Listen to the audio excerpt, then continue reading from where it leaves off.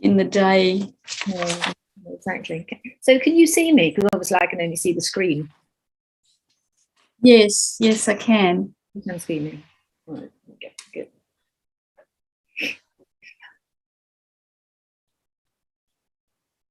Gion's still presenting.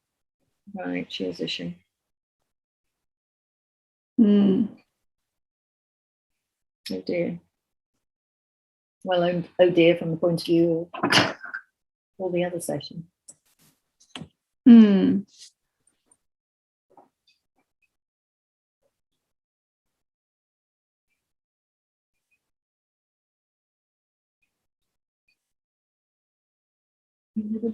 A rare, bright, sunny autumnal day here.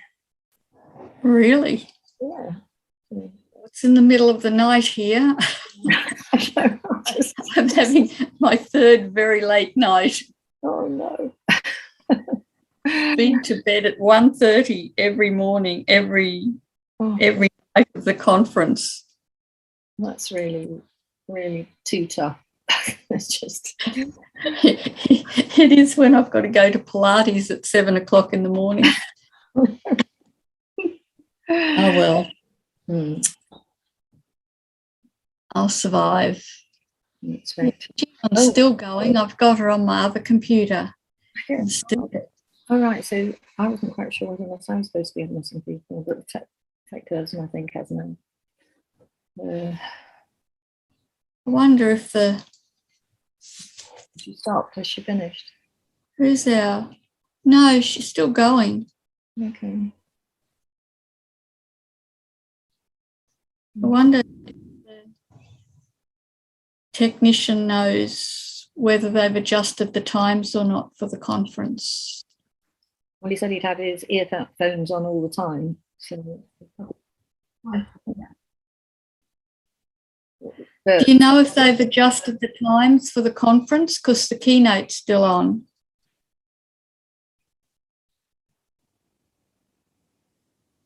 So, but wouldn't that preclude people who wanted to join us from the keynote if they were still in that session? They still will be able to do it. So is the advice that we should be starting to do this now so that we, all right, okay. So we don't get hopelessly out of sync with everything. Yeah. Okay, so, okay, well, I guess we start then, Mary. Would you agree? Yes. Yes. Yeah. Okay. And people will just come in when they finish the keynote, I guess. Excellent. Okay, so we'll start with the 5 or so participants that we have with us now, and welcome to you all. And thank you for coming along to our session. If I just briefly introduce myself, I'm Jenny Bimrose. I'm an emeritus professor at the University of Warwick in England. And my co-presenter for this session is Mary McMahon. Mary, do you want to say a few words about yourself? Yes, I'm an honorary associate professor at the University of Queensland in Brisbane, Australia. And right now it's 11:35 at night. So yeah, tough. It's quite late. Tough brief, but anyway. Okay, so the presentation that we have in front of us is around STEM careers for girls and women. STEM referring to science, technology, engineering and maths.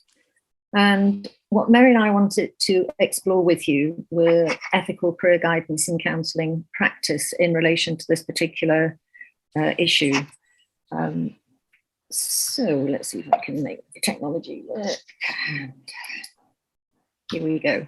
So what we're going to be covering in the time that we've got, which I believe is about 20 minutes, is I want to just very briefly speak to the backstory, if you like, of this topic, doing a very quick walkthrough of gender inequality in the labour market to remind ourselves of the context in which we're thinking about these things. And keynote presenter on the first day highlighted the importance of context. The other parts of the presentations, will relate to STEM careers, looking at country comparison, specifically England and Australia, for representing the two presenters here today. And then we want to finish on some thoughts around ethical practice for career support for this particular issue. Now, women's participation in the labour market has not, unsurprisingly, improved as a result of the pandemic. And in 2021, the United Nations noted that we are still looking at tremendous unequal participation across the world of women in the labour market compared with men. So 94% of men of working age are in the labour market and active in the labour market, compared with just 48.5%. And that is across the whole world. So obviously this varies from country to country and is better in some countries than others. Overall, women continue to be paid less, typically earning about 77% of what men earn. They are represented disproportionately in unpaid care and domestic work. Women spend 2.5 times more time on unpaid work than men. That is very often, sort of caring for small children or elderly relatives and domestic work about the home. And they're overrepresented similarly in informal and vulnerable employment. Women twice as likely than men to work in this particular sector. Some more general labour market statistics, international labour market statistics from the United Nations.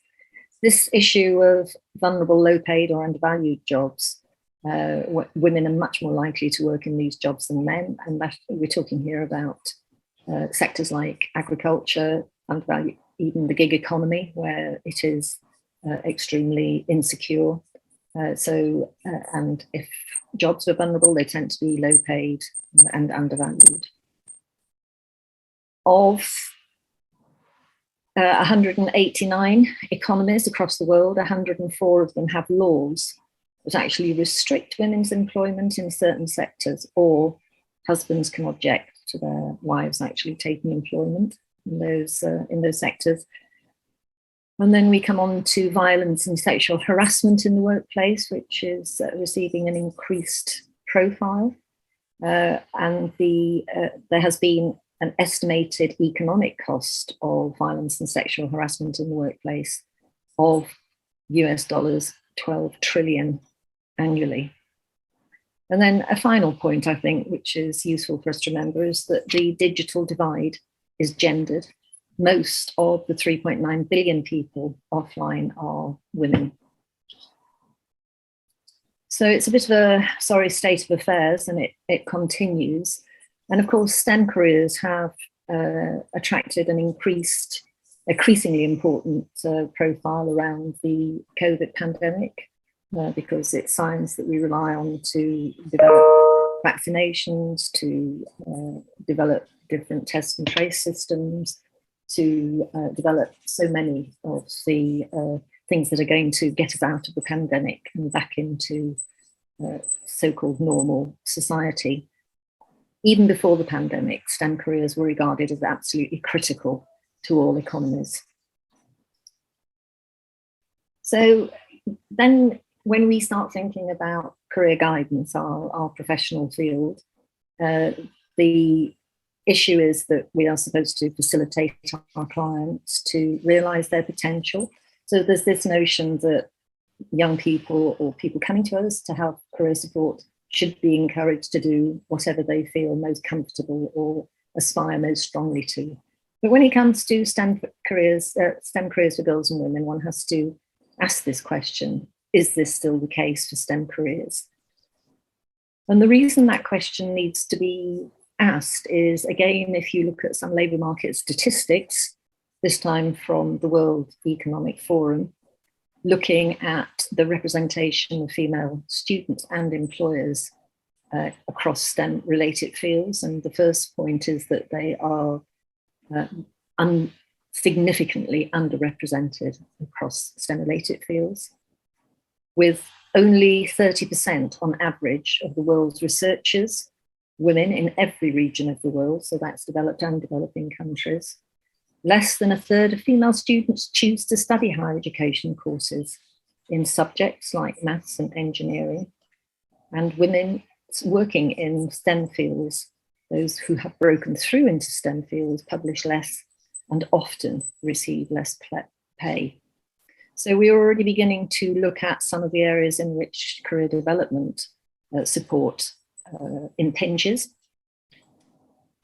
More of the statistics around this particular issue is that a fraction of female students select STEM-related fields in higher education, with just 3% of students joining ICT courses across the globe, 3%.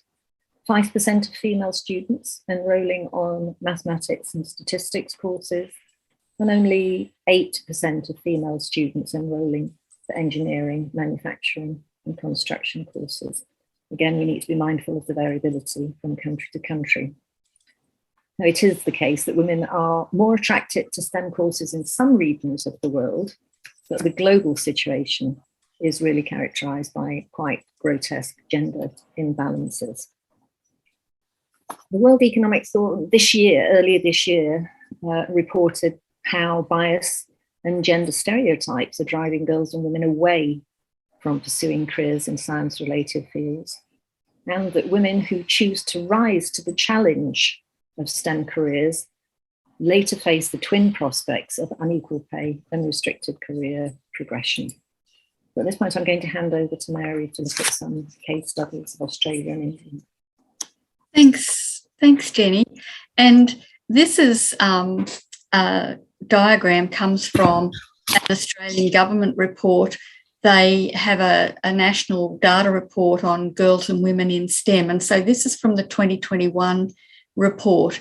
And I think what's important is that although we know these figures about what happens in the labour market, they actually have diagrammatically represented the STEM journey right from early childhood. So this is from perhaps preschool or before school age, and they've got there what the external pressures and the internal pressures are on girls and women, the key influences, and the pathway.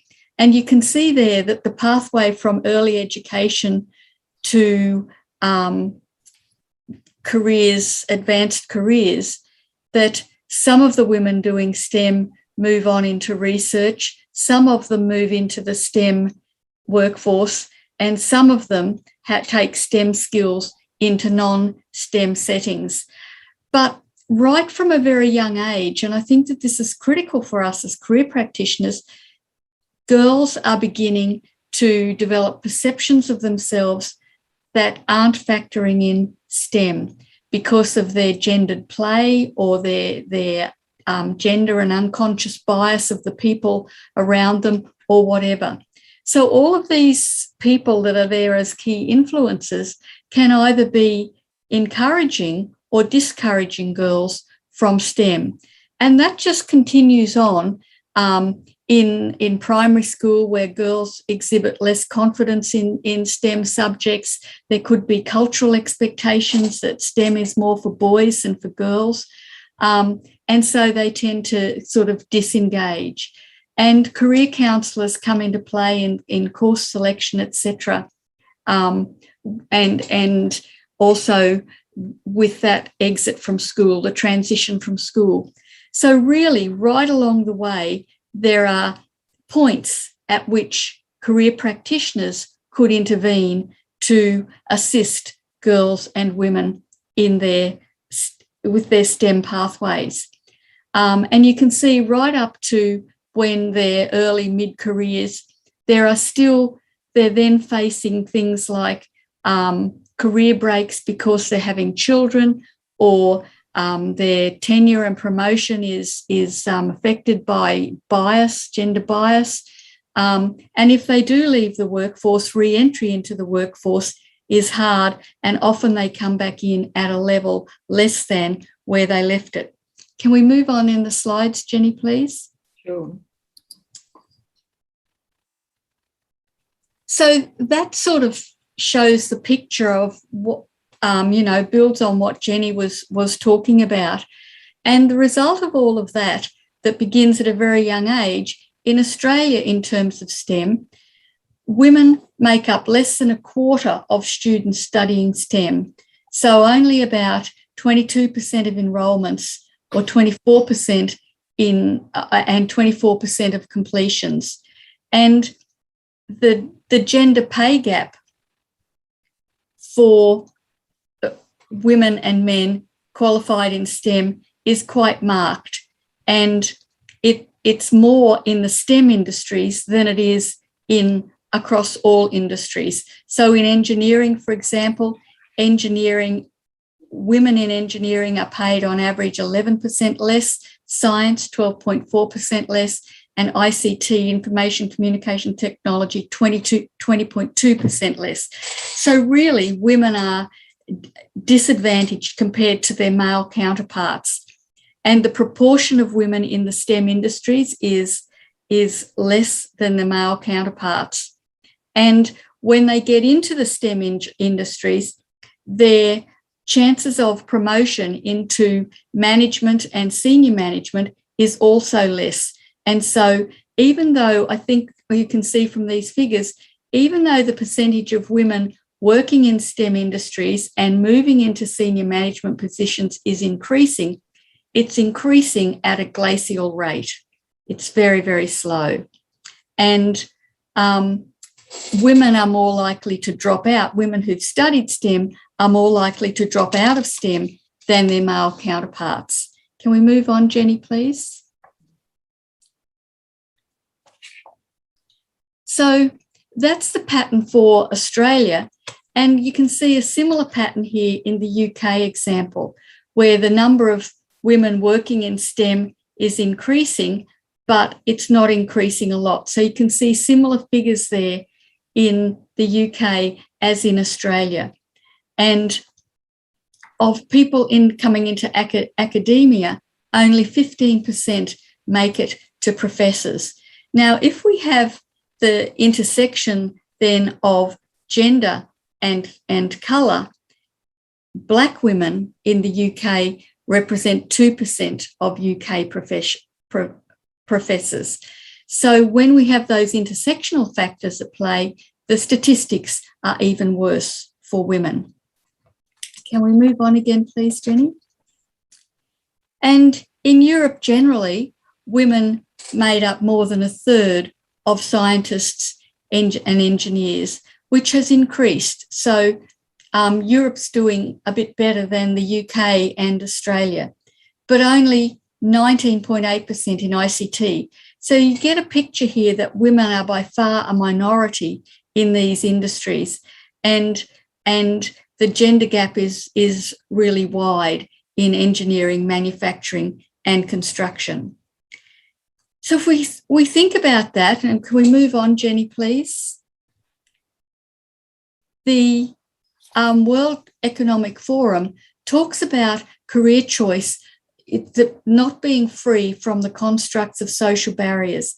And the diagram that I showed you before shows how those social barriers come into play from a very, very young age, that those barriers are forged from the stories that girls tell themselves, that other people tell them, and they learn from other children.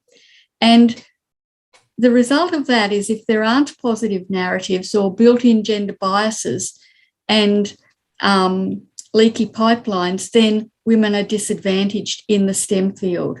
So they're underrepresented, and the absence of women has real consequences in terms of shaping the direction that science and technology go.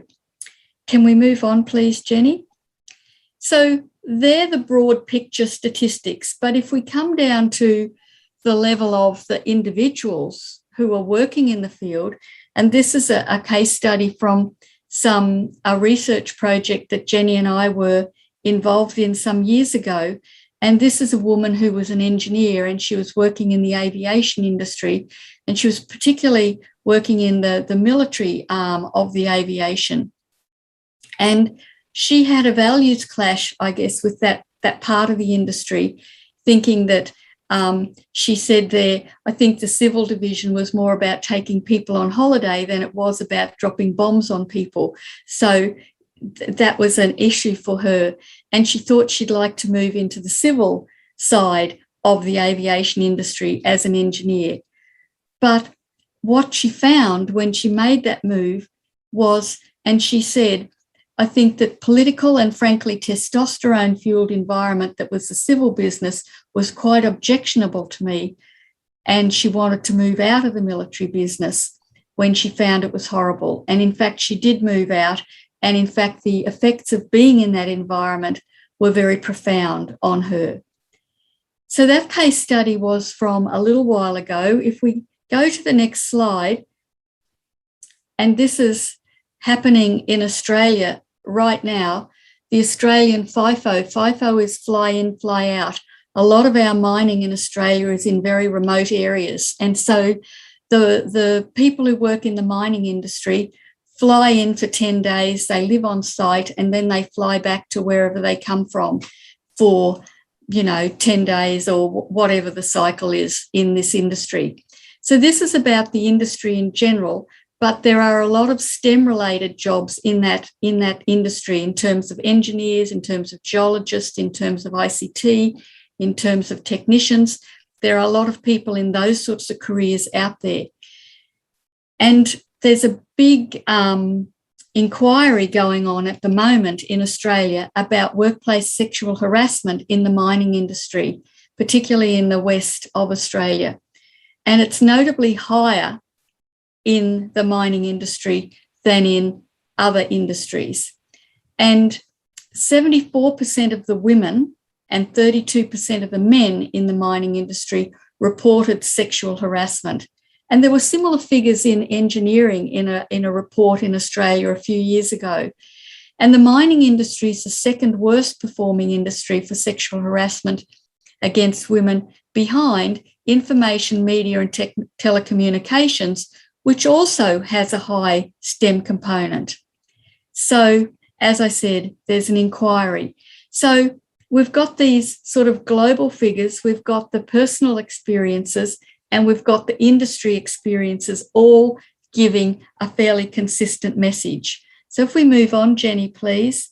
So that really leads to some sort of ethical dilemma for us when we have girls in front of us who are thinking about going into STEM, in terms of how do we encourage them and what do we tell them about going into these industries where they're highly likely to be disadvantaged in terms of salary, in terms of promotional opportunities, and in terms of discrimination and harassment. So I'll hand back to Jenny now and she'll take us a bit further. Okay, so this issue around ethical practice regarding this particular issue is something that has been attracting our attention for a number of years, because it's really an issue of how do we do the right thing as career practitioners in this particular domain of our practice. It's certainly not straightforward, and it's fraught with complexities, in my view. Now, all career practitioners, as you are aware, if they join a professional association like the IAVG, have to sign up to their ethical standards. And for the IAVG, they are currently relating to responsibilities to clients, to colleagues and professional associates. They extend to government and other community agencies, and they also remind us that we have ethical responsibilities to research and related processes, and we have huge responsibilities as individual practitioners. So those of us who are members of the IAVG have signed up to these ethical standards. Now, the foundation principles of ethical practice, sometimes in the literature, you'll see fourfold ethical principles. Here there are 6. So the first one is non-maleficence, doing no harm. Second one is beneficence, doing good for others, promoting positive growth, which is something I think that practitioners can identify with very easily. The third one is a respect for autonomy, our clients treating others as autonomous agents. justice, committing to equality and fairness, which again I think is pretty embedded into our professional consciousness. And then the final two is fidelity, honour commitments made to clients, and veracity, need to act honestly and truthfully with clients. So our ethical responsibilities and the ethical principles that we're held to by our professional associations and the community of practice are very clearly laid out for us. But that leaves us with the question of what ought I to do as a career practitioner, as Mary said, with somebody in front of us, a client, either a girl or a young woman or a woman of more advanced years who are interested in going into STEM careers because of promised rewards. And I'm going to be handing over to Mary just to take us through the final few slides. Thanks, Jenny. And so that really, if we think about where we've been in this presentation so far, we've talked about what it's like for women in the STEM industries. We've talked about our field in terms of its ethical responsibilities. So then that raises a number of dilemmas for us in terms of our ethical responsibilities.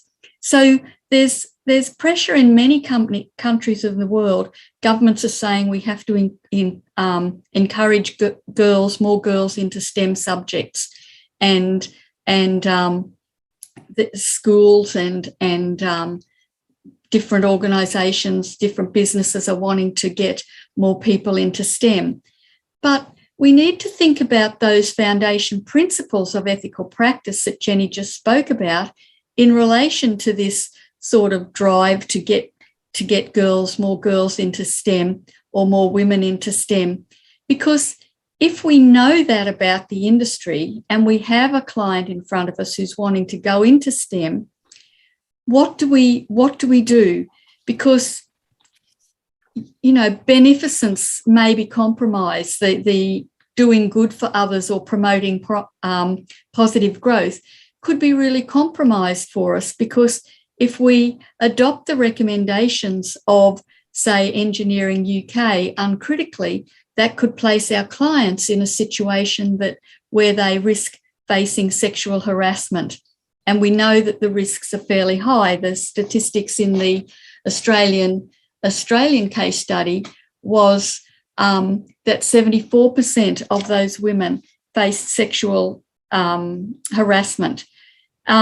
So beneficence may be compromised. Autonomy could be compromised because the treating them as autonomous agents to make decisions on their own, that we would have to ensure that they don't just get accurate information about the occupation, but they need knowledge and understanding of the impact and prevalence of sexual harassment and the legal framework around that. And so, you know, that will have an impact on girls' decision as well. And we need to think about that too in terms of veracity, which is to act honestly and truthfully with clients. Because if we tell them all this stuff about the field, well, and they decide not to do it, well, is that the way we should be approaching it either? So there are some real ethical dilemmas. So that means that we have to really think clearly about how we make decisions and about how we work in our practice with girls and the STEM industry. Can we move on with the slides, Jenny, please? So ethical decision making is really about thinking critically about what we're doing and being reflective about what we're doing and recognising the ethical issue. And the ethical issue in this case is the incidence of harassment, the incidence of discrimination, the issue of a lack of career progression. We have to recognise the ethical issues around that when we're talking to girls and women about STEM. We have to get the facts, we have to evaluate the alternative actions, make a decision, test it, and act and reflect on the outcome. And we have to help our clients to do that as well. So these are just some strategies and suggestions that we thought could be helpful in dealing with, our work with girls and women in STEM, about empowering them with constructive strategies and supporting them without imposing our own values. We need to acknowledge disadvantage, discrimination, and harassment.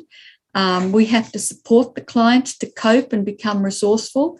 We have to teach them about their legal rights in terms of these situations, and using inclusive language, learning, advocating, and innovative could all be possibilities. So that brings us to the end of our presentation. We hope that that's kind of stimulated some thinking about STEM careers for girls and women, and how we approach our work with girls and women moving into the STEM careers in an ethical way. So thank you for your attention. I'll stop the share. We'll see if there are any questions from participants, any comments?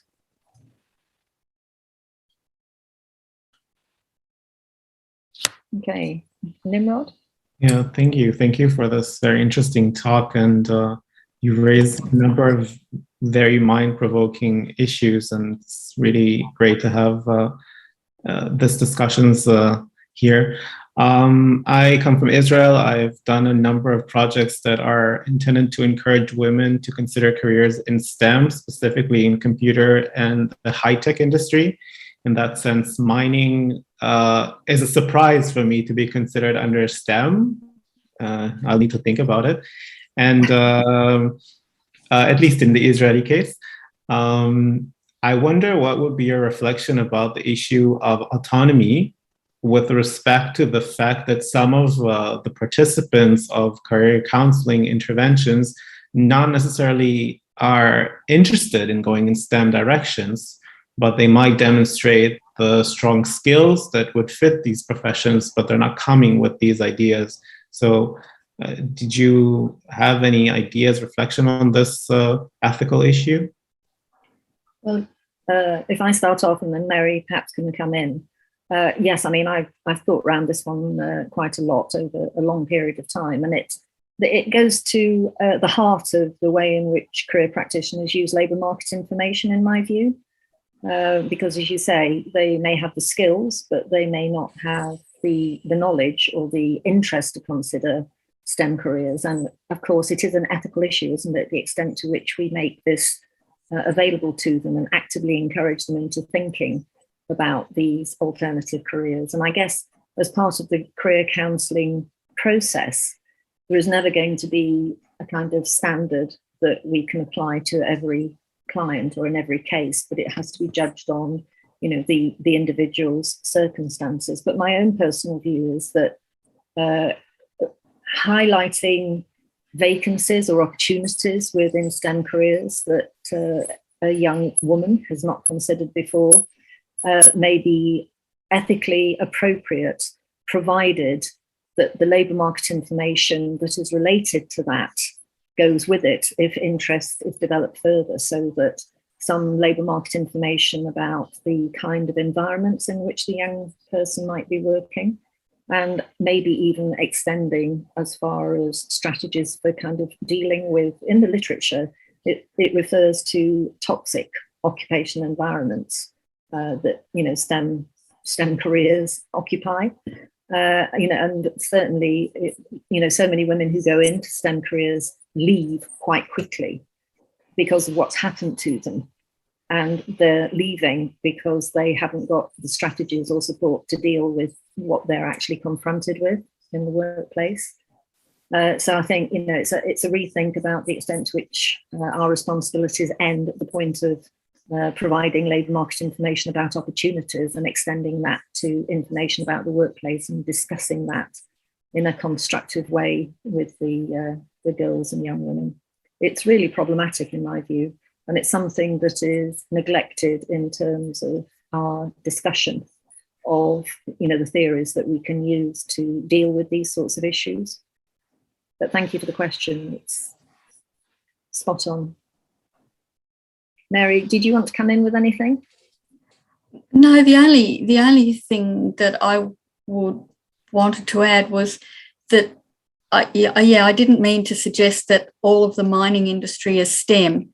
There is a STEM component of the mining industry, and some of the women in the mining industry who are living in these remote sites are part of the group who have been subjected to sexual harassment. So, you know, on the mining sites here, we have geologists and you know, seismic people. We have the engineers. We have all the technology people, the ICT people. All of those sort of people are working in addition to the truck drivers and the train drivers and the, you know, those sorts of people. So, yeah, I wasn't suggesting that the whole of mining is a STEM occupation. Thank you. Thank you for the clarification. I just didn't have that knowledge. Yeah, they're big open cut mines, a lot of them. Okay, any final comments? And I think we've probably used up our 30 minutes.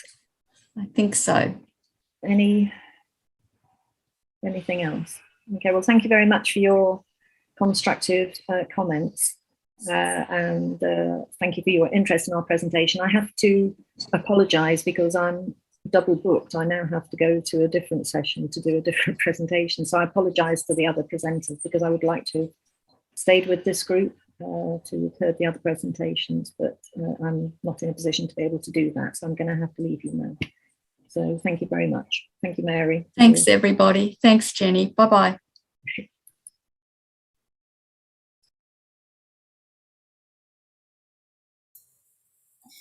So I think it's me now, right?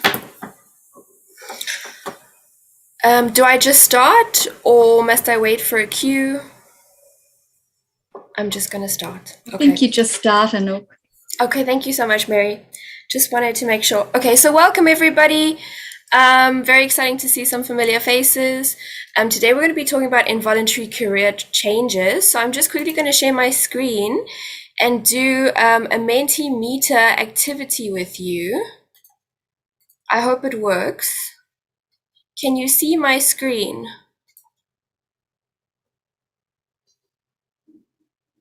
Yes? No? Can you see it? So please, if you can log into Mentimeter. And this is just, you know, I'm sure all of us are tired. It's been a long week, so it's just meant to be a little bit of a fun activity, and then I'll get into the topic that we are researching.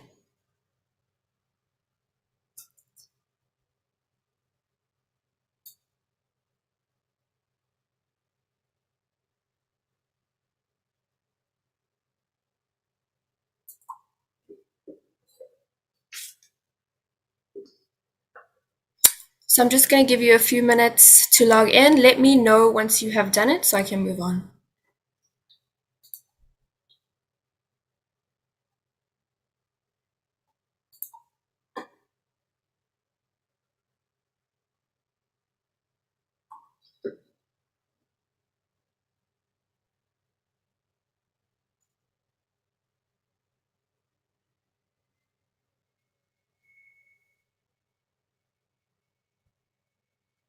Okay, so is everybody logged in? I cannot. I'm going to take that as a yes. Or do you still, please, if someone can just tell me if they still need time, and then otherwise I will move on. Okay, there's no protestation, so we'll move on. Okay. And now it seems to be stuck. Wonderful news. Okay, so these are the icons that we are asking you to check what your career path looks like, okay? So I want you to take a moment and look at it and see which one resonates the most with you or do you relate to. So they're all very different. There's no judgment here. And then I want you to pick the options on the next slide. So it's obviously anonymous, but we'll just get to see what everybody is thinking, which one relates to them.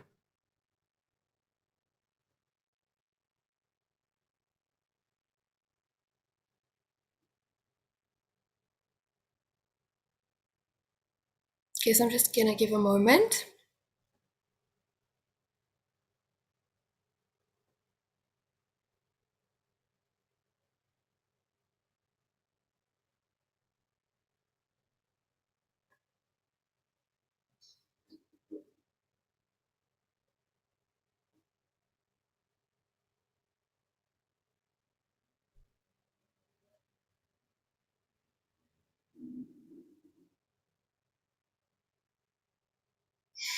Okay, so thank you everybody who participated.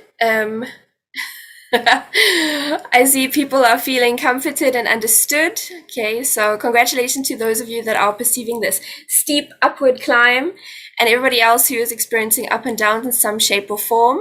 And so today we're going to be really talking about involuntary career changes.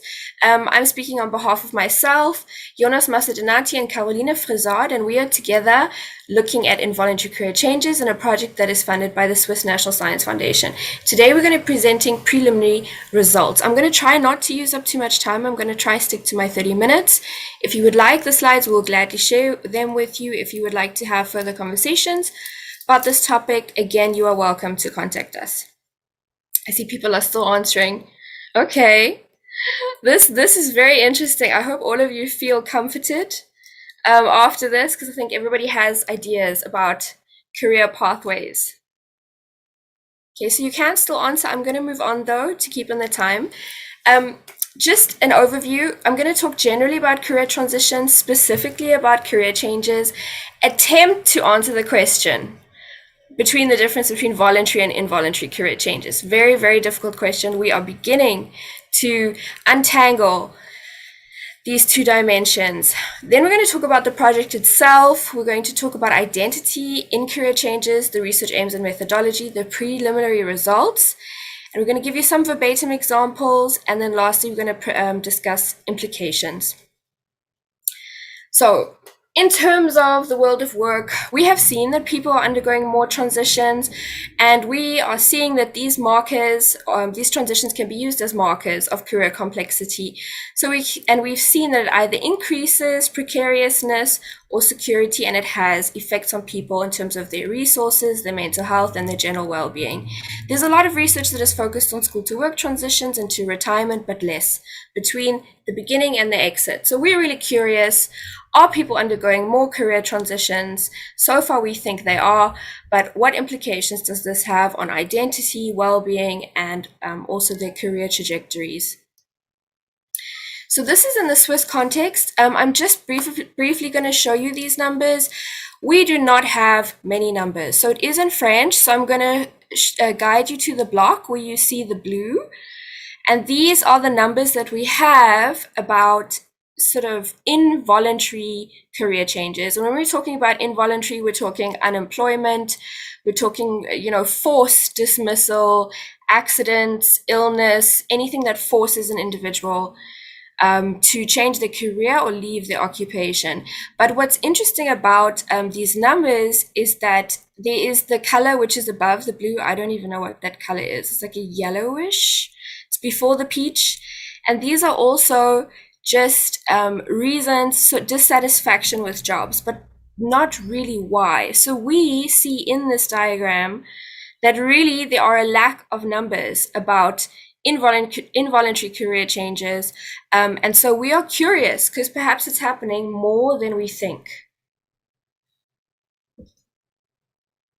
Okay, so let's talk about career transitions. I think we've discussed. So there's different types of transitions. There's maintenance transitions, which are like your internal transitions. There's advancement transitions, which is your upward mobility. Then you have your entry and your re-entry transitions. I'm just giving you some examples of transitions. Of course, these are not all the only ones. And then there are leave and seek transitions. Basically, transitions are important because they also address the notion of decent work and sustainability, because often people undergo transitions and they may not find decent work like they did before. And like I said before, it impacts their resources, such as psychological resources, as well as the career journey. We have seen patterns of unemployed individuals or underemployed individuals really going through cycles where their unemployment trajectories never really reach the high that we had hoped for in achieving decent work or sustainability. So this is sort of the background of our research question. Let's talk about career changes. So we have defined career changes as specifically moving from one career or one profession to another one. to a different one. So this happens in many different professions. What's researched a lot is, for example, athletes, you have your military veterans, you have your second career teachers, and many, many more. A lot of people who've worked in industry go into academia. A lot of people who work in academia go into industry. So this career change is really more common than we would like to believe. And basically, it's really the subjective experience that is not part of the individual's career path. And of course, it can be more or less radical. But we are really describing it as sort of like a rupture, a complete change. It can also be called a career shock of what was before. Okay, so now we're going to try answer the question involuntary versus voluntary. So this is a very difficult question. So basically we're talking involuntary, that it would affect an individual to force them to give up a former occupation and put them in a position where they are forced to build a new professional identity. However, we are very aware that it's not that simple, right? There are elements of choice within forced changes, and there are often elements of not having a choice in dismissal or making a change. So this is why we are proposing a continuum, and why we are choosing to answer this question by disentangling the two dimensions between involuntary and voluntary career changes using the following dimensions. So these are the dimensions we are proposing. We have got voluntariness or controllability. So we are assessing how much control the individual perceives, how much choice or voluntariness they have in this occupational change. Then we're looking at radicality or magnitude. So this is really just to the extent of which the new occupation is different or similar, what, the extent of the change. And then also ambiguity refers to understanding the next steps needed to resolve this transition. So how clear is the individual what needs to happen next for them to enter into this new career? And then there is a fourth dimension, which we did not include in our preliminary results today, but it is something that we are continuously analyzing because we are interested in, answering this question between what is voluntary and involuntary career change. The last one is social desirability. So how desirable is the new occupation compared to the old in terms of status, in terms of income? So perhaps if it is more desirable, maybe this transition will be easier for some individuals. And of course, if it's less desirable, perhaps it will be harder. So this is how we're trying to pull apart this question of what it is. So quickly to get to the project, it is a longitudinal qualitative analysis of involuntary career change. We have 3 different time points, 6 months apart. We have specifically focused on 3 population groups. We are not saying that these are the only people undergoing involuntary career change, but these are the easiest ones to find. So we are looking at migrants. We are looking at individuals that are currently unemployed, who've been dismissed or have lost their former occupation, and also chronically ill individuals. So individuals who are no longer able to work due to health reasons or have lost their job due to health reasons.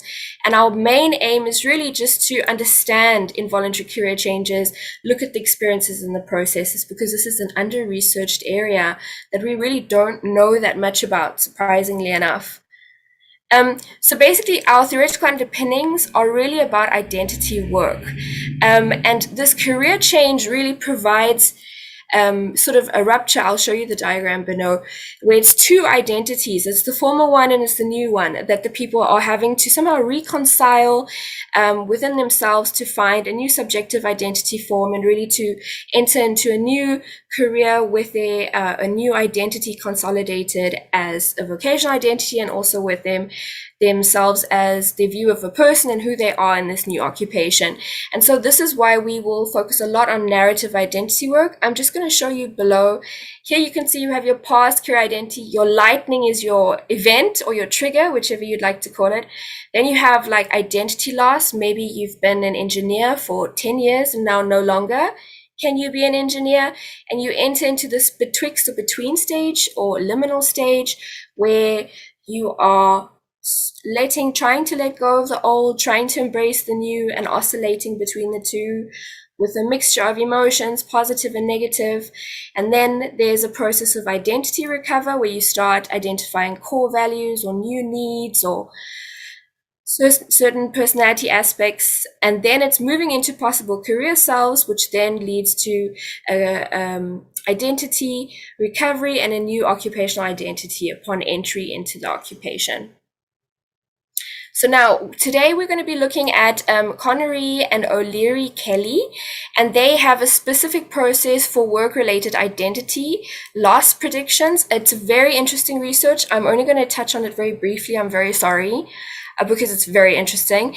And we're going to be using some of the statuses in our analysis, and you will see it later on. The most interesting ones are the loss orientation syndrome here, which really shows this negative identity discrepancies and also rumination about the past, and shows diminished well-being, difficulty adapting to the career change. And then this adaptive identity development status, which really shows, that there's benefit in the loss, that there's this identity authenticity that has emerged, and also meaning, to find meaning of the loss of career and in the new career. So this is basically the model. It is a really nice model because it shows you time in terms of identity loss and recovery, and it shows you how you can move between this process in a cyclical motion, because perhaps you return to the loss orientation after you've been in the restoration orientation, and that it really shows the cyclical process. I'm not going to go more into it. I know it's very interesting, and I apologize, but I really don't want to take up too much time. We're welcome to look at it at the end again if you are interested. So basically today we're presenting 10 participants. So we have 5 chronically ill individuals and 5 unemployed individuals. We are still recruiting migrants, so that will be added later. And so here we wanted to explore the betwixt and the between identities, or to see what statuses emerge at the first time point. We used a reflexive thematic analysis, and we tried to use Connery and O'Leary Kelly and the different identity statuses, as well as identity development processes of Obaro and Obodaru. Okay, so this is a summary. I just quickly want to say that we have given everybody pseudonyms. We have removed the identity markers that could be used to identify participants. So we've really tried to use more general careers because we're worried that they could be identified. So just wanted to put that out there, that it is anonymized and shouldn't be able to identify anyone from the data. So what's really interesting about this is that you see we have a range of different ages, and all of them have undergone an involuntary career change for different reasons: sudden dismissal, accident, chronically ill, and you can see it's a range of occupations as well: bookseller, nurse, saleswoman, hairdresser, librarian, executive assistant. And so this we're trying to understand how, the processes of involuntary career change, and also that it may not be a specific career, because I think a lot of the times involuntary career change is associated with precarious employment. And yes, of course, it affects precarious employment, but we can see here as well that that is not the case in this sample, that it can affect people in all different careers. And now we can see the future directions as well. So we can see that some people, like this one, is unknown, so they are still in the loss orientation status, for example. Some people already have a new direction, and this is the first time. So it would really be interesting to see if they oscillate at the second time point, or if they solidify this identity and proceed. And the ones in the middle are sort of like the ones that are still finding. And here you can see we have our dimensions on the side. I'm not going to go too much into it, but we really try to pull apart voluntary and involuntary based on these dimensions to see where the perception of choice lay. Okay, so I'm going to give you an example. This is Kevin, and Kevin is a hairdresser. Yes, I got his name right. And we asked him about his career change. And so you can see we have a continuum from 1 imposed to 10 chosen. And we asked him to give us a number of if it was imposed or chosen, his point of view. And so you can see I've tried to highlight the words. He says it's imposed, he doesn't have a choice. And then he says that the career he chose, or his career change, he had choice to enter into a new career. So he gives it a 10. So this basically shows that people don't have a choice when something is imposed upon them, like the event, but they perceive a choice in entering into a new direction. So it's almost this tension between, yes, I was forced into this situation, but, and he speaks about his medical problem here, but he perceives the choice of finding a new job in a new direction. So that is very, very interesting. When we talk about anticipation, so here he talks about gradually because of his medical condition. So he perhaps, had a bit of time to think about that he would have to make a change. So it wasn't perhaps too abruptly. And reversibility basically means, can he undo this career change? Can he go back? And he basically says, no, he doesn't want to go back, even if he could. And he keeps talking about the positive and the negative aspects of this career change. So you can really see there's an evolution or a progression in this person where they made sense of the career change and they are adapting to their new identity, the career identity. So I'm just going to quickly, I just want to see how much time I have left. So these are the current identity statuses, and you can see we have here loss orientation, betwixt and between, and then we're going to move on to the adaptive identity status, so you can see the difference. Loss orientation, you can really see it's sort of almost being stuck in these negative emotions and really it's a shock of what has happened, not making sense of it, really feeling that it's this terrible thing that has happened. Whereas betwixt and between, you can see it starts changing. First, holding on to the former identity, such as with Anna. Then you have William, who has this mixed feeling.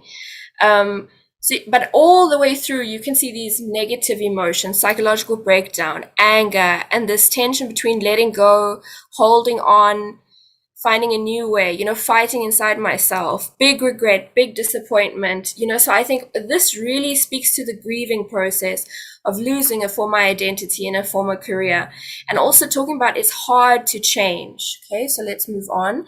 And here we have the new adaptive identity. So this is really when they start finding benefit to the loss.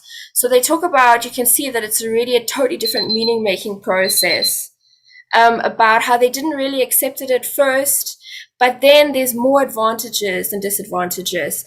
You can see new opportunities. So you can really, really see that this meaning-making process is taking them in different directions. I learned to love the new field, I took stock of the positive aspects of the career change, more positive.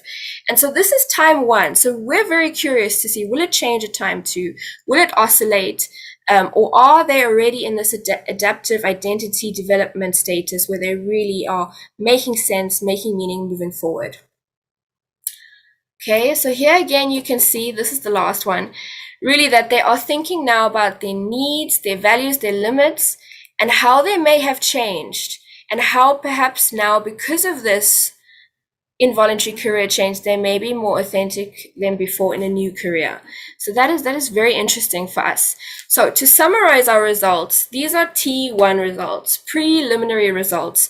And what we can really see is this loss orientation, the betwixt and the between status, and this adaptive identity development status was clearly identified and defined, and we are still trying to tease apart voluntary and involuntary dimensions using these different aspects of choice or anticipation, reversibility, and so that's what we're still trying to answer. So basically what we found so far is that although the career change may be imposed, there are subjective differences in the choice that is perceived in the new direction. And that we've seen these discrepancies between the odd self, the ideal self, the actual self, the future self. And this is where the identity, the narrative identity work comes in. And of course, identity threats, because the loss of the past identity, the loss of meaning, and that this leads to grieving, and that this process is very personal and subjective. So implications for career counseling, our central theme is identity work and how to, consolidate the loss of a former vocational identity and to restore an identity or develop a new identity, how to, support clients who are feeling loss, failure or grief, specifically with these career changes, and really to detangle where clients may be, have an agentic function where they may have choice, so really to disentangle what was imposed and where they could have choice in developing a new meaning-making process, and to identify resources and social support that really facilitate this movement into a new career and, to develop a new identity. And that is all. So thank you so much for your time. And yes, if there's any questions, I'd love to answer them and hear from you.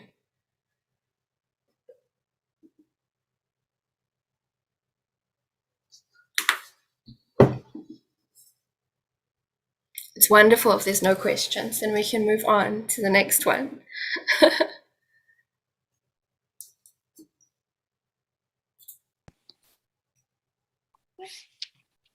So thank you, Anouk, for your presentation. I will just share the slide first. Which slide do you want? No, I'm going to share the... Oh, okay, you're presenting now. Okay, wonderful, I'm done. Thank you. Yeah, I think there is no question. Yeah. Okay, so...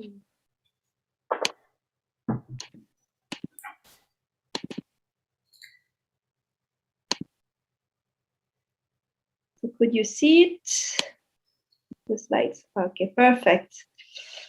So first of all, thank you everybody to attend this session and this conference. I'm Shagini Udayar, and I'm a PhD student from University of Lausanne. Some of my colleagues are here, of course, to support me and us also, because Anouk is also part of University of Lausanne. So today I'm going to present you some results, like one study that I am conducting within my thesis, which is about life events and career sustainability. So more precisely, so it's about sustainable and non-sustainable type of career trajectories, and how psychological resources and sociodemographic characteristics predict these type of career trajectories. Let's see if I can. Okay. So, as you know already, since the 90s, the labor market has undergone intense and profound changes with important consequences for workers' health and well-being. Among these changes, you can find globalization, flexibility and adaptation, competition, job insecurity. And also some authors speak about a fourth industrial revolution, which intensifies the changes already underway since the 90s and further transform the labor market, such as changes in the form and shape of work, in job polarization, changes in the nature of jobs, and changes in the relationship to work. And because of all these changes, as you know, career models mainly focused on career models developed some concepts like protein, boundaryless career, kaleidos career, or life design, also that focus mainly on individual agency. And also what is common to all these models is that they all agree that careers are no more linear. However, some studies, some other author in some other context than the American context question it and ask themselves, like, okay, is it really like, is the traditional career path disappeared? So some wondered if, okay, is it really the end of traditional career path?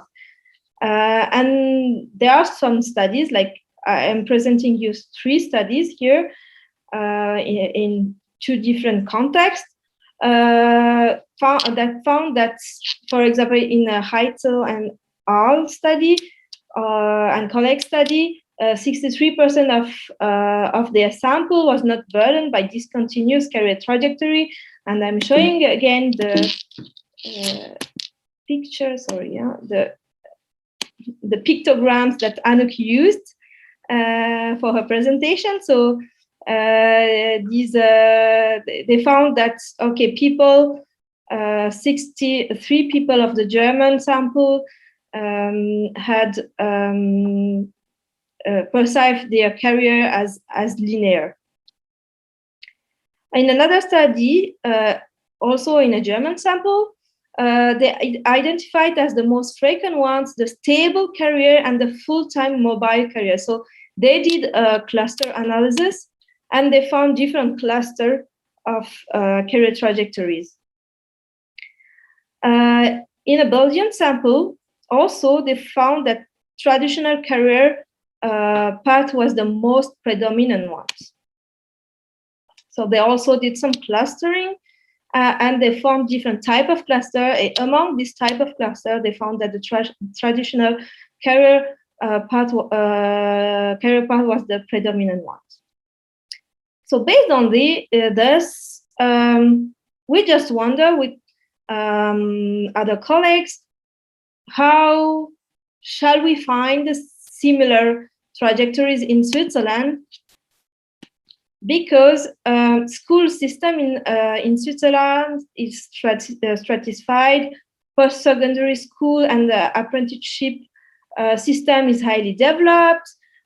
Students of youth attend a work-based vocational education and training course after the end of compulsory school. And also certification through these institutions are tightly connected with the labor market, which lower the likelihood of becoming unemployed upon completion, and also can result in less job change throughout the life course, given the importance of certification. So we wonder, based on that, okay, can we find different types of career trajectory first? And can we expect that the traditional linear upward career trajectory is still predominant also in Switzerland? It has a quite similar system, education system as in Germany. So the first aim was to identify, as I told you, different type of career trajectory in a representative sample of adults in Switzerland. For that, we use data drawn from all 7 ways of a 7-year longitudinal study on professional paths. And overall, in this study, we kept 789 participants for whom we had a complete records of their career sequence over 7 years. So the methodology, so for this part, the first aim, we conducted a sequence analysis, which is usually conducted in sociological study. So it's quite similar to latent class analysis, and that is also well known in psychology. So the idea is to take the 7 years, and you have different employment status for each individual at each year. And here we have 5 different employment status. We took into account the full-time employment, 2 types of part-time employment, the marginal part-time and the substantial part-time. The substantial part-time, it's people who work between more than 50%, so between 55 and 85%. And the marginal, it's the one with people having working at less than 50%. And we also took into we have also 3, and the 4th one is unemployment, and the 5th one is non-active on the labor market. All the participants were at T1 either employed or unemployed. So here the result of sequence analysis. So we could identify 4 types of cluster. The first cluster, as you could see, cluster 1 is represent people who are partially employed throughout the 7 years, and it represents 31% of the full sample. The second cluster, which is the predominant one is the full-time employment through the 7 year. And it represents 46% of the sample. The third cluster, we find here people who faced unemployment at one time during this 7 years, but then found an employment job again. And it represents 10% of the sample. And you have cluster 4. So these are people who are either unemployed for a longer period than 1 year, and then have trouble to find a job, and or they are at least they have a part-time employment, but not only a marginal part-time employment. So they have a very low percentage on the labor market.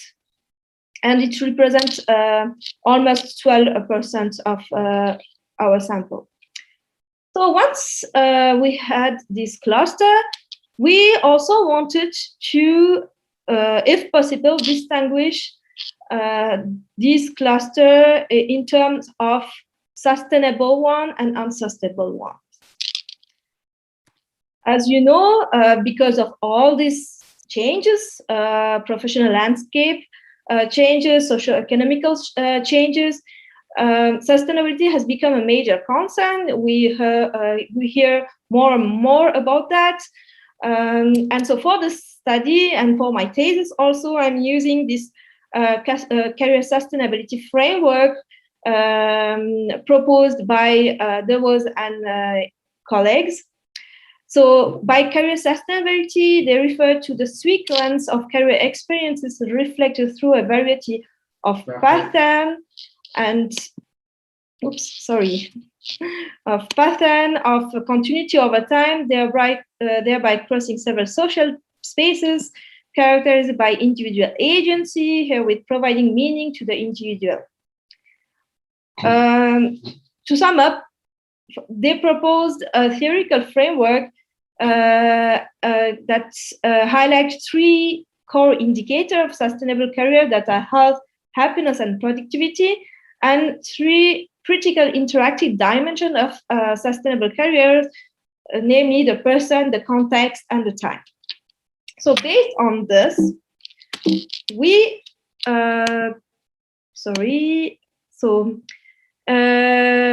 want to check if it's possible to distinguish a sustainable type of career trajectory from an unsustainable type of career trajectory based on the 3 indicators. So our idea was, if a sequence of career events compared to another one lead to a lower health, happiness, or productivity, we could say that experiencing these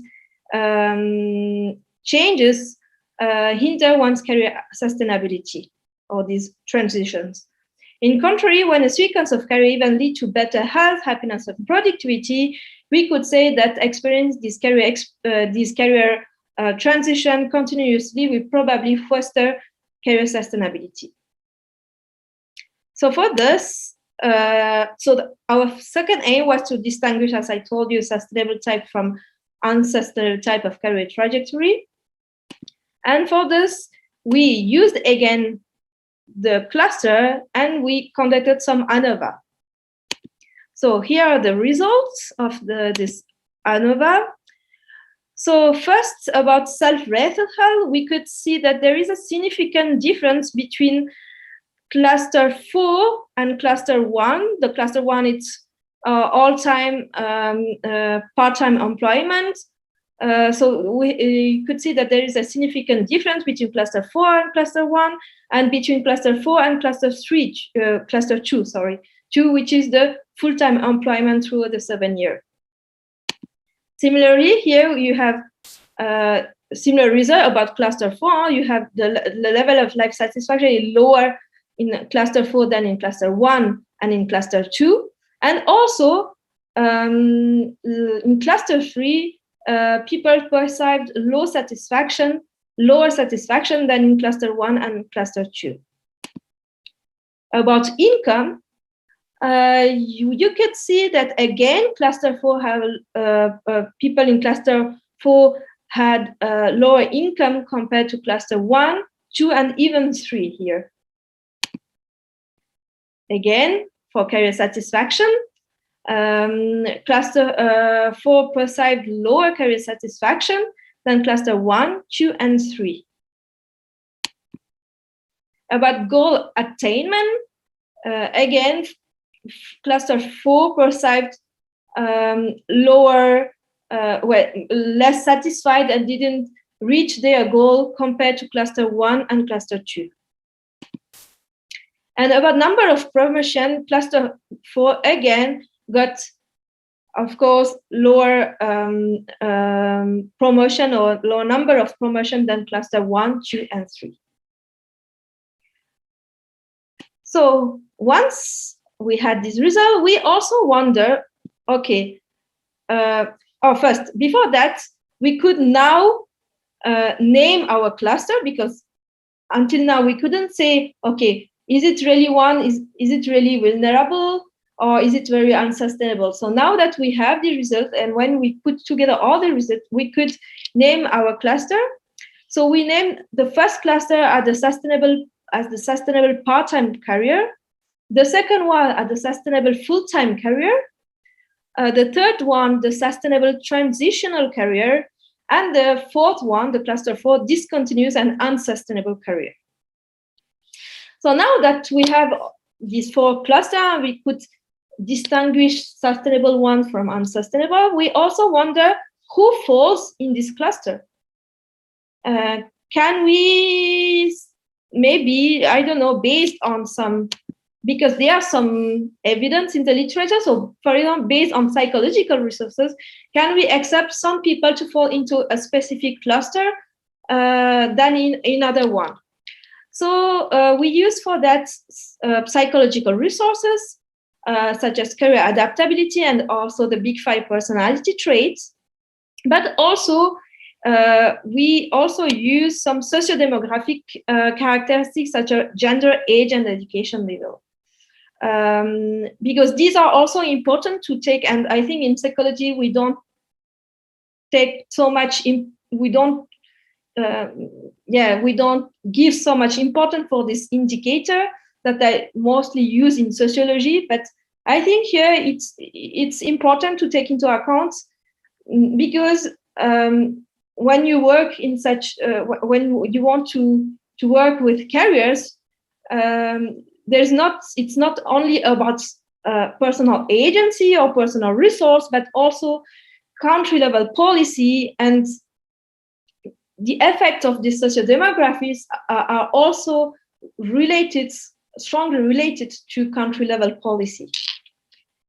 So the third aim was to predict the probability to fall into a specific type of career path by using psychological resources and socio-demographic characteristics. So for that, as a last step, we did some logistic regression to see who fall in which category. So here are the results. So I won't go through all the results, but some are interesting here to present. So for example, we could see that women have a higher chance to be in the sustainable part-time career than in the 3 other. So each time you have a reference category. Here, the reference category is sustainable part-time career. So you compare this category to the other 3 categories. And so you could see there is less chance, if you are a woman, there is less chance to fall into the 3 other categories compared to the first one. In a similar way, you have more chance to fall into the discontinuous and unsustainable career if you haven't done a higher education. Another interesting result, it's the career adaptability. You have a higher chance to fall into the sustainable transitional career if you have higher career adaptability than to fall into the sustainable part-time career. Then if you take the sustainable full-time career as the reference, so if you take this cluster, you could see that there is a higher chance to fall into the two other, so the sustainable transitional career and the discontinuous and unsustainable careers, if you are a woman, than to fall into the sustainable full-time career. Also here, again, you could see that there is, if you haven't done any higher education, you have a higher chance to fall into the discontinuous and unsustainable careers. There is some interesting result about neuroticism also. Again, even if it's not very big, like very significant, there is slightly a higher chance to fall into the discontinuous and unsustainable career if you have a higher score on neuroticism than into the sustainable full-time career. Here again, if you are higher on agreeableness, you have a higher chance to fall into the two other category or two other cluster than the sustainable full-time careers. And again, career adaptability, if you have a higher career adaptability, you have a higher chance to fall into the sustainable transitional career than in the sustainable full-time career. And now if we take the sustainable transitional career as reference, the most interesting result, it's about gender. You have a higher chance if you are a woman to fall into the discontinuous and unsustainable careers than in the sustainable transitional careers. So overall, what all these results say is that the traditional career path is still the predominant one in Switzerland. The sustainable and unsustainable career trajectory coexist. Individual in cluster 4, so in the discontinuous and unsustainable career type, systematically have lower level of health and happiness than the one in cluster 1 and 2, so in the cluster that are sustainable, and lower level of productivity than the individual in all three clusters. Also, the cluster 3, which is the cluster, the sustainable transitional cluster, in which individual phase and an employment period seems not to be as detrimental for individual as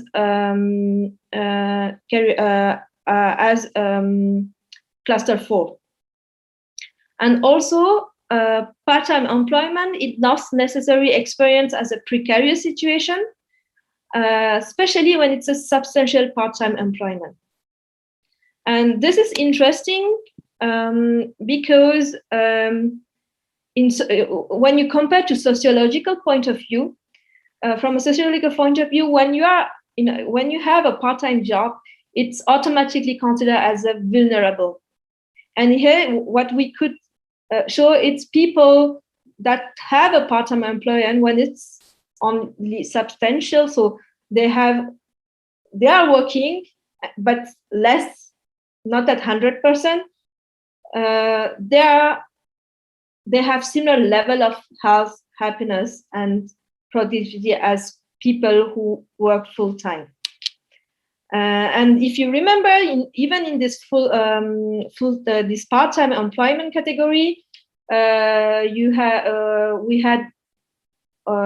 was a higher chance that women fall into this category, and there are some indicators from our survey that show that people choose to be in part-time employment for some reason, and this reason mostly for more than 70% was for household responsibility. So one of the explanations is this household responsibility is not seen as a barrier to their career, because it doesn't affect really their perception of health, happiness, and productivity. And otherwise, I think these are things I already told you. So individual with higher level of neuroticism and agreeable had a higher chance to fall into the cluster 4, and also individual with higher level of career adaptability had a higher chance to fall into the cluster 3, which is quite interesting because the cluster 3 it's the sustainable transitional career path. So somehow it helps people, having these rules help people to overcome transition, like unemployment. And the last point and the most important point is like being a woman and not having done a higher education increase the probability of falling into the most vulnerable and less sustainable type of career choice. And I think this is where we have to work together, not only as career practitioners, but also at the country level policy. Institutions should provide more support to them. And also, as a career practitioner, we have to also be aware of these inequalities. Okay, thank you for your attention. So if you have any questions, just ask me.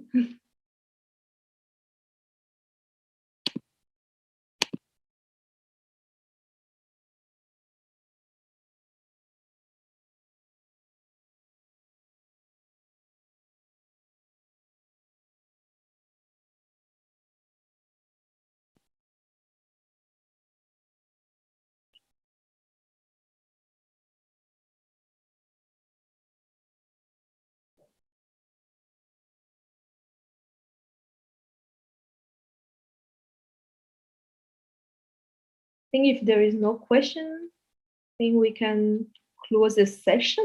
I don't know. Maybe it's the person who is in charge of this session.